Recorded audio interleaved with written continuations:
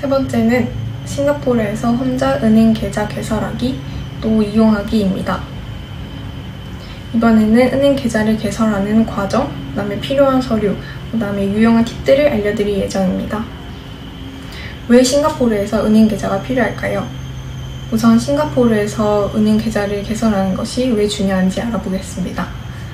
첫 번째는 편리함이 있습니다. 현지 계좌가 있으면 일상적인 거래, 예를 들면 공과금 납부나 쇼핑 결제가 훨씬 간편해집니다.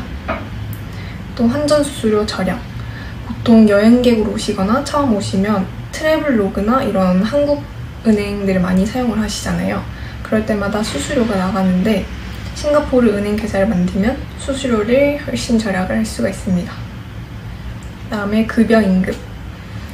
만약에 일을 하신다 하시면은 급여를 보통 은행 계좌로 주기 때문에 은행 계좌를 만드셔야 합니다. 두 번째로 은행 계좌 개설을 할 때 필요한 서류입니다. 그럼 은행 계좌를 개설할 때 어떤 것들이 필요할까요? 우선 기본적으로 준비해야 할 서류들을 알려드리겠습니다. 첫 번째는 여권입니다. 무조건 여권이 있으셔야겠죠. 신분증 역할을 하며 은행에서 본인 확인을 위해서 요구합니다. 두 번째는 비자입니다. 학생 비자나 취업 비자 등 워크 퍼밋 같은 그런 합법적인 비자를 제출하셔야 합니다. 세 번째는 거주지 증명서입니다.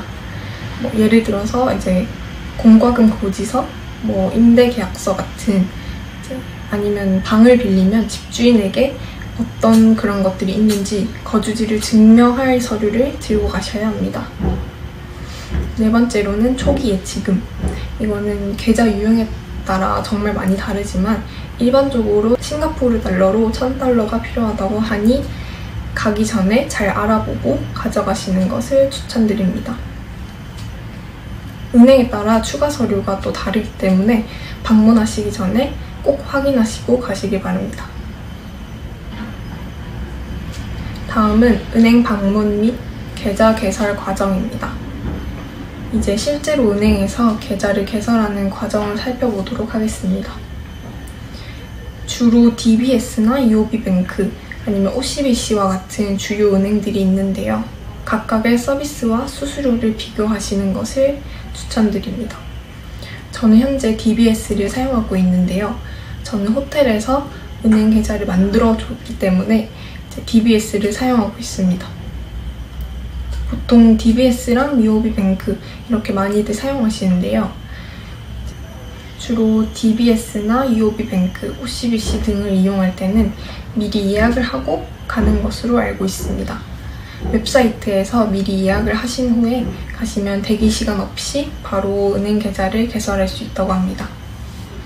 또 서류 제출 및 신청서 작성, 은행에 방문해서 준비하신 서류들을 제출하고 계좌 개설 신청서를 작성하시면 됩니다. 그 다음에는 계좌 유형을 선택하시면 됩니다. 본인이 찾아오신 목적이나 이런 거에 맞는 계좌를 선택을 하시고 계좌를 개설하시면 됩니다. 추가로 팁을 알려드리자면 이제 은행은 대부분 아침 9시부터 오후 4시까지 운영하고 있습니다. 토요일은 오전만 운영하고 일요일은 운영을 안 하니 이런 것들도 참고해 주시기 바랍니다. 처음 계좌를 개설하실 때는 온라인으로도 할 수 있지만 직접 은행을 방문하여 직원과 상담을 한 후에 만드시는 것을 추천드려요. 모바일 뱅킹도 활성화할 수 있기 때문에 계좌를 만든 후에 모바일 뱅킹 앱을 활성화하여 언제든지 계좌를 관리할 수 있습니다. 지금까지 싱가포르 은행 계좌 개설에 대해 알아보았는데요. 준비할 서류와 절차를 잘 숙지하신 다음에 문제없이 계좌를 만들 수 있으시길 바랍니다. 또 궁금한 점이 있으면 은행 공식 웹사이트나 또 구글에 서치하면 정말 많은 사람들이 이제 물어본 문의사항과 이런 것들이 많기 때문에 잘 참고하시고 가시면 성공적으로 계좌를 개설하실 수 있을 것 같습니다. 네 번째로는 싱가포르의 싱가포르에서 통신 서비스 이용하기입니다. 싱가포르에 오셨다면 통신 서비스가 얼마나 중요한지 아실 겁니다. 싱가포르에서 인터넷 사용과 또 휴대폰 사용 방법을 어떻게 하는지 간단하게 소개해드리겠습니다. 싱가포르에서는 정말 다양한 통신사가 있는데요. 주로 가장 많이 쓰는 통신사가 신텔입니다. 두 번째로는 스타허브, 또 M1이라는 통신사가 있습니다.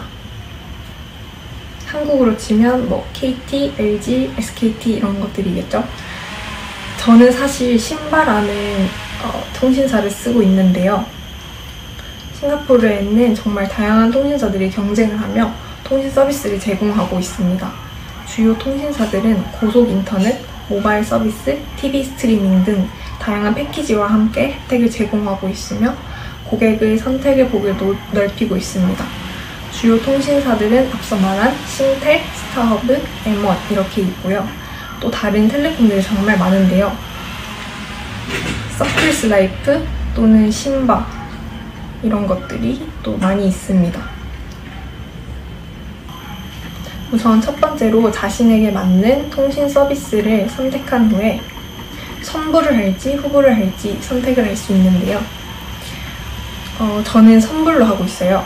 우선 선불 요금제는 이제 세븐일레븐이나 이런 데서도 심을 살 수 있으며 보통 10불에서 50불 사이로 다양한 데이터 패키지를 제공하고 있습니다.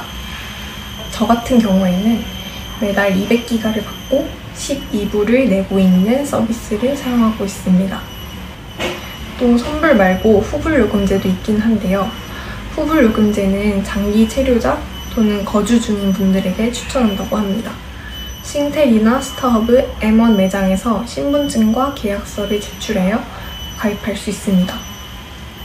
사실 매달 고정된 요금을 내기는 하는데 제 아는 지인분께서 이렇게 사용하신 적이 있대요.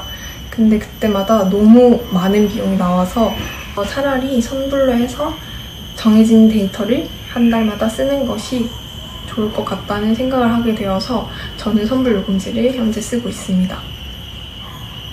또 와이파이는 싱가포르 대부분 카페, 쇼핑몰, 호텔 같은 데서는 무료 와이파이를 제공하고 있어요. 공공장소에서도 와이파이가 있기 때문에 정말 쉽게 한국처럼 잘 이용할 수 있습니다. 마지막으로 심카드를 구매하는 방법에 대해 알려드리겠습니다. 싱가포르 창이 공항에 도착하게 되면 심카드를 바로 구매하실 수 있는데요. 통신사 매장이나 아니면 심카드 키오스크에서 바로 구매하실 수 있습니다. 저는 사실 창의공항에서 사진 않았고요. 이제 시내를 와서 저는 리틀 인디아라는 그 지역이 있었는데 그 지역에 있는 신바 매장에 들러서 심카드를 구매하였습니다. 싱가포르의 통신 서비스는 세계적으로 효율적이고 안정적이라고 해요. 앞서 말씀드린 듯이 정말 다양한 요금제가 있기 때문에 직접 찾아보시고 자신에게 맞는 서비스를 선택하시면 좋을 것 같아요. 싱가포르에서 요금제를 선택하고 심카드를 사용하면 정말 편리한 싱가포르 생활을 할 수 있다고 생각합니다.